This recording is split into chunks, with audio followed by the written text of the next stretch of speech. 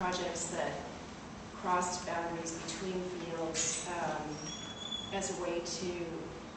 suggest relationships, show relationships between architecture and other creative disciplines. And that really arose from work that I did at Harvard organizing the Visiting Artist series in the context of an architecture school. Doing this exhibition at MoCA was an interesting sort of project to do there, because I think that I was very lucky actually to be able to do it there, because not that many other museums would have been as welcoming to an exhibition about fashion when they didn't have fashion in the collection or had shown fashion before. And so I felt that it was a bit of a, taking a bit of a chance on the part of the institution. What was interesting to me in the context of putting together the exhibition was that I really had to think a lot about questions of scale that hadn't really occurred to me when I was working on the research phase of the exhibition, because in the exhibition itself, the fashion would be life-size, while the architecture was going to be on the scale of models. And so to try to address that issue, we commissioned several architects to make life-size or to-scale sections of projects, or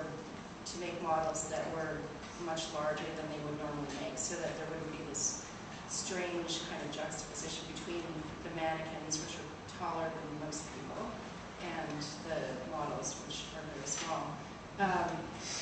And the exhibition took over the whole building in the Ouroussoff building at Grand Avenue.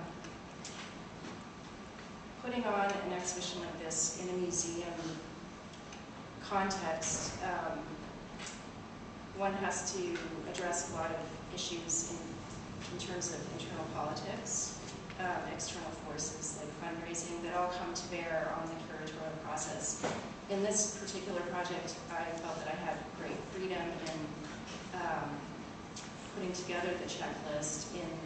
developing my idea about the relationships between fashion and architecture in a number of different areas that were addressed throughout the course of the exhibition. In other projects at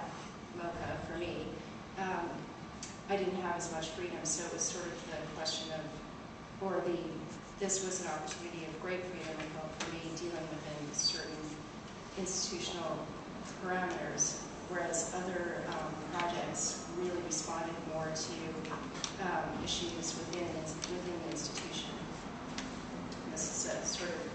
a panorama, and it's hard to see. It was hard to photograph in this big gallery, this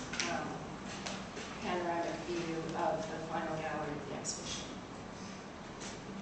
This was an exhibition that I did at the Graduate School of Design shortly before I went to MoCA, but it also was the exhibition that led me to develop the ideas behind Scale Bones, and it was an exhibition of the work of Reinhold that was an unusual presentation to have in an architecture school, and that really changed the nature of the space when visitors, for the whole student body, because it was essentially